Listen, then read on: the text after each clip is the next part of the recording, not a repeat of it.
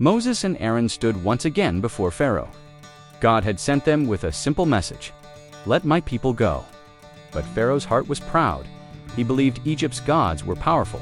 He believed his kingdom could never be shaken. He saw no reason to obey the God of Israel. Again, he refused. What Pharaoh did not understand was that God was about to reveal his power in a way all Egypt would see. God instructed Moses to stretch out his staff over the Nile River. The Nile was the heart of Egypt. It provided water, food, trade, life itself. As Moses obeyed, something astonishing happened. The waters of the Nile turned red like blood. Fish died throughout the river. A terrible smell filled the air. The Egyptians searched desperately for clean water. Even water stored in containers became blood. Yet Pharaoh would not listen. His heart remained hard. God gave Pharaoh another chance. Again, he refused. Soon, frogs began appearing everywhere. At first it seemed strange. Then it became overwhelming. Frogs covered roads, frogs filled kitchens. Frogs jumped onto beds, they entered ovens and storage rooms. The entire land was covered. People could not escape them. Pharaoh begged Moses to pray, and when the frogs disappeared, Pharaoh changed his mind once again. Then God instructed Aaron to strike the dust of the earth. Suddenly, the dust became swarms of tiny, biting insects. Gnats filled the air. They landed on people. They covered animals. Everywhere Egyptians went, the insects followed. Even Pharaoh's magicians tried to copy this miracle, but they could not. They admitted, "This is the finger of God." Yet Pharaoh still refused to listen.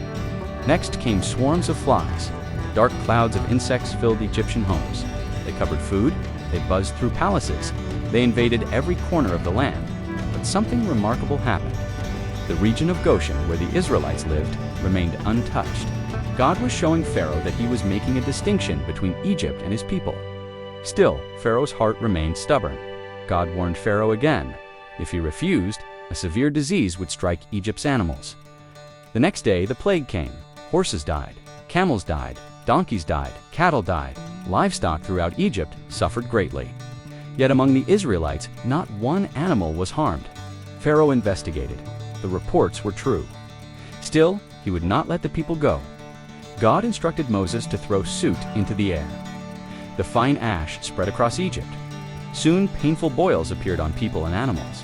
The sores were painful and humiliating. Even Pharaoh's magicians could no longer stand before Moses because they were suffering too. Yet Pharaoh refused to humble himself. Then Moses delivered a warning. A terrible storm was coming. Those who listened could bring servants and animals inside for protection. Some Egyptians believed the warning. Others ignored it. Soon thunder shook the sky.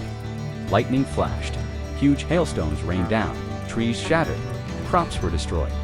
Animals left outside were struck. It was unlike any storm Egypt had ever seen. Pharaoh admitted he had sinned, but once the storm ended, he hardened his heart again. After the hail, some crops remained. Then came the locusts. The sky darkened as countless insects arrived. They landed on every field, every tree, every garden. They consumed every remaining green plant. When they were finished, Egypt looked barren. Still, Pharaoh resisted. Then came darkness. Not ordinary darkness. A darkness so thick it could almost be felt. For 3 days, Egypt sat in darkness. People remained where they were. Homes became silent. Fear spread throughout the land. Yet in the homes of the Israelites, there was light. Even now, Pharaoh would not surrender completely. God announced one final plague. Before it came, he gave special instructions to the Israelites. Each family was to sacrifice a lamb. They were to place its blood on the doorposts of their homes. That night, they shared a meal together. They were ready to leave Egypt. Then the final plague came. Throughout Egypt, there was great sorrow. Every firstborn male died, from Pharaoh's household to the lowest servant. But the homes marked with the lamb's blood were passed over. The Israelites were protected. For the first time, Pharaoh's resistance was broken. Before sunrise, Pharaoh called for Moses and Aaron. His voice was filled with grief. "Rise, go out from among my people." At last, the answer had come. The Israelites were free to leave. After generations of slavery, freedom was finally near. God had kept his promise. The story of the 10 plagues is not simply a story about judgment. It is also a story about choices. Again and again, Pharaoh was given opportunities to change. Again and again he refused. Pride convinced him he knew better. Many people today do the same. We ignore advice, we ignore warnings, we refuse correction. We continue down paths we know are wrong. The lesson is simple. A humble heart is teachable. A proud heart keeps resisting until consequences become unavoidable.